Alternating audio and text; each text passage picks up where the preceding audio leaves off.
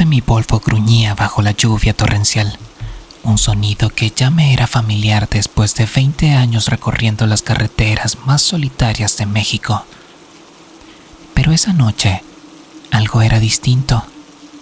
El aire olía a tierra mojada y a algo más, algo podrido. Había hecho una entrega en San Luis Potosí y ahora, con los párpados pesados y el tanque casi vacío, decidí parar en una gasolinera cerca de San Juan del Río.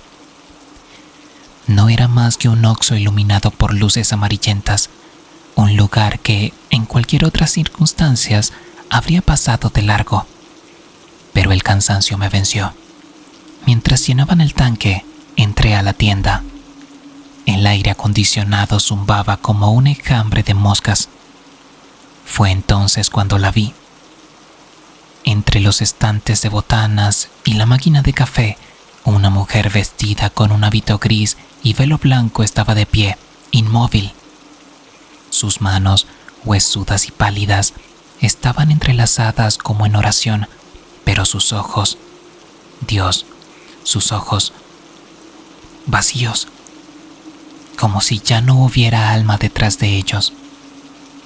«Buenas noches, madre.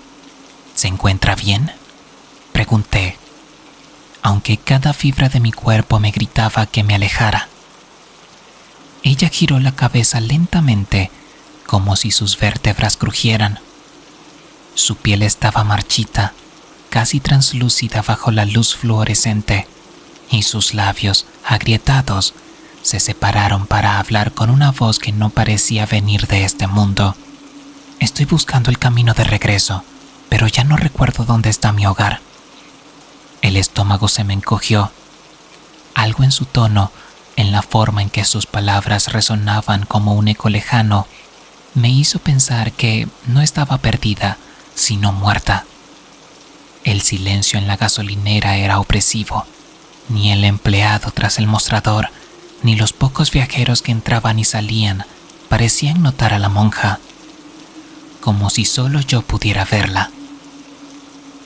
«¿Necesita ayuda, madre?», pregunté de nuevo, tratando de ignorar el escalofrío que me recorría la espalda. Ella extendió una mano huesuda hacia mí. Sus dedos, largos y fríos como el mármol de una tumba, se cerraron alrededor de mi muñeca con una fuerza que no debería tener alguien de su edad.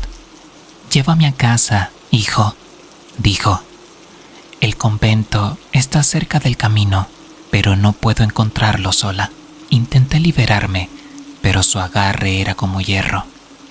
Sus ojos, antes vacíos, ahora brillaban como una luz opaca, como brasas a punto de apagarse.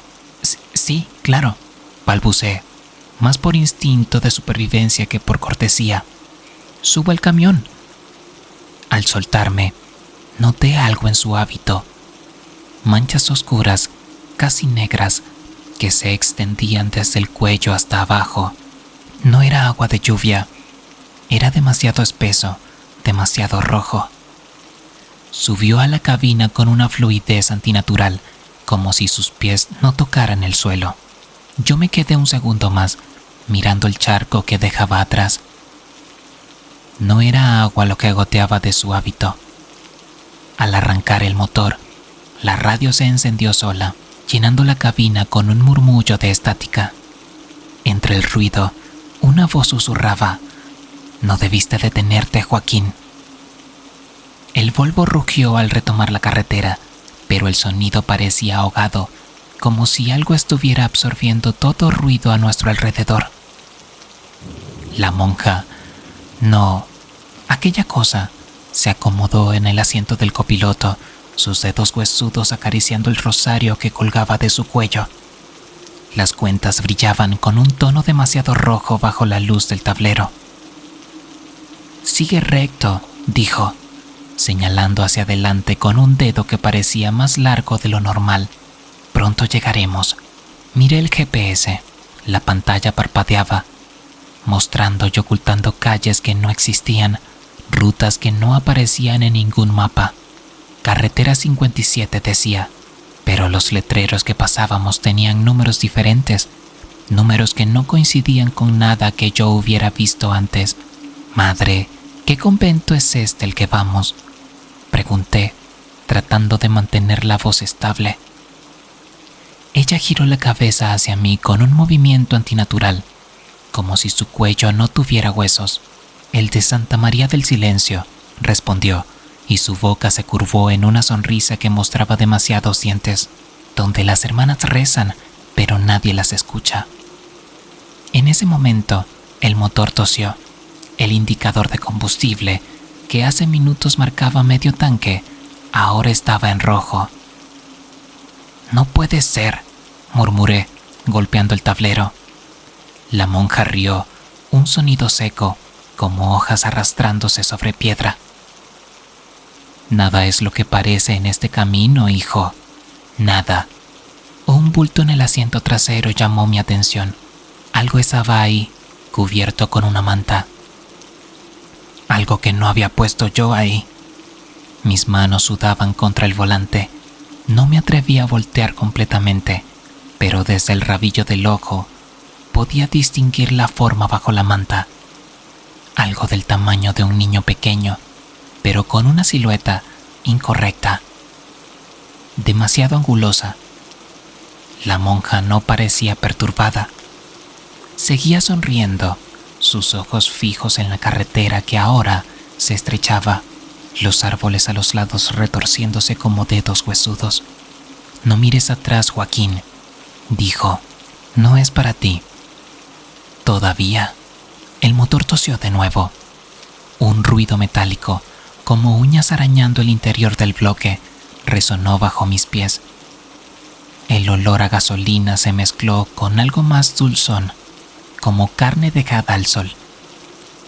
¿Qué es eso?», logré articular, señalando con la cabeza hacia atrás sin apartar las manos del volante. Ella giró lentamente hacia el asiento trasero, su cuello crujiendo como madera vieja. «La última carga que fallaste en entregar», dijo, mientras la manta comenzaba a moverse. «¿No lo recuerdas?». Un brazo esquelético emergió debajo de la tela. No humano, demasiado largo, con articulaciones en lugares donde no deberían estar. El camión dio una sacudida violenta. En el espejo retrovisor vi la carretera detrás de nosotros, solo que ya no era una carretera, era un túnel oscuro y algo se movía dentro, acercándose rápido. El Volvo tembló como si estuviera siendo sacudido por manos gigantescas. La carretera ante nosotros se había convertido en un estrecho pasadizo cuyas paredes brillaban húmedas bajo los faros. No era tierra ni roca lo que las formaba, sino algo peor, huesos entrelazados. Miles de costillas, fémures y cráneos apilados hasta perderse de vista. La monja a mi lado comenzó a rezar en latín, pero sus palabras se torcieron, convirtiéndose en algo que sonaba a blasfemia. Su hábito empezó a desintegrarse, revelando quemaduras que suturaban un líquido negro y espeso. «Mira lo que hiciste», chilló señalando el espejo retrovisor. El ser en el asiento trasero se había liberado de la manta. Ahora reconocí esa cara demacrada. Era el rostro de Carlos, mi ayudante en mi primera ruta, el que murió aplastado bajo una carga mal asegurada hace 12 años. Sus labios se retorcieron en un gruñido. «Nunca frenaste a tiempo, Joaquín», dijo con voz de tumba abierta. «Y ahora nos llevas a todos contigo». El túnel se estrechaba, los huesos crujían al rozar la carrocería. De pronto, una luz verde apareció al final, la salida.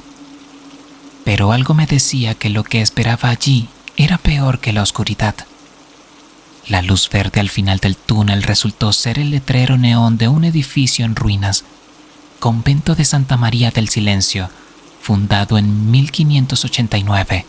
Las paredes sangraban un líquido oscuro por las junturas, y donde debería haber una cruz en la fachada, había solo un gancho oxidado del que colgaba algo que se retorcía.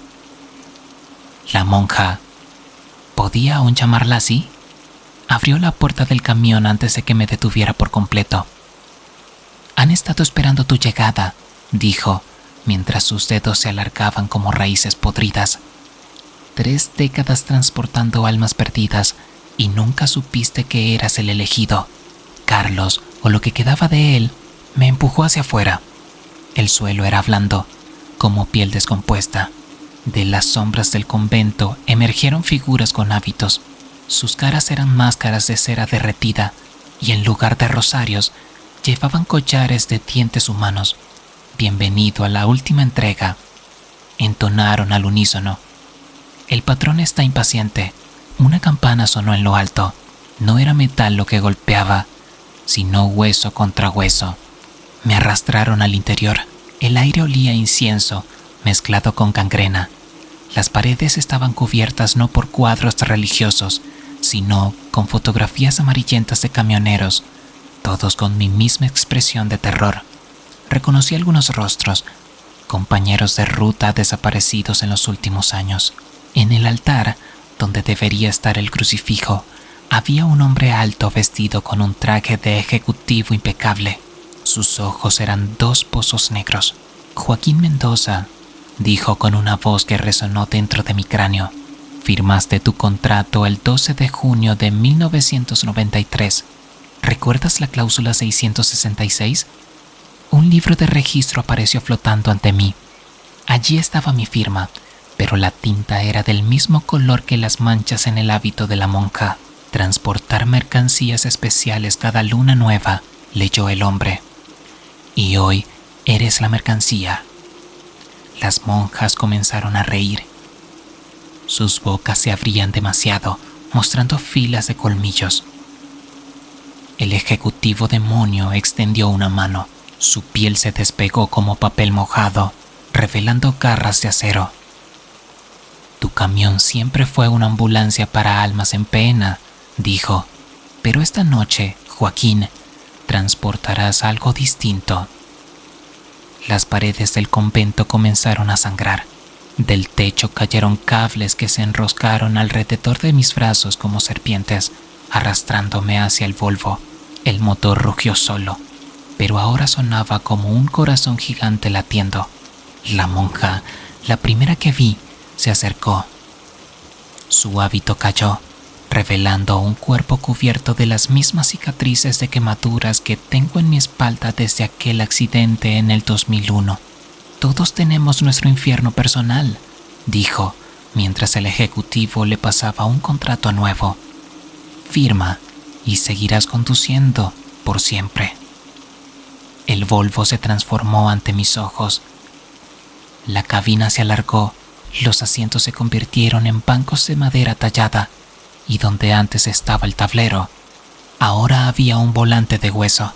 Firme, no tuve elección.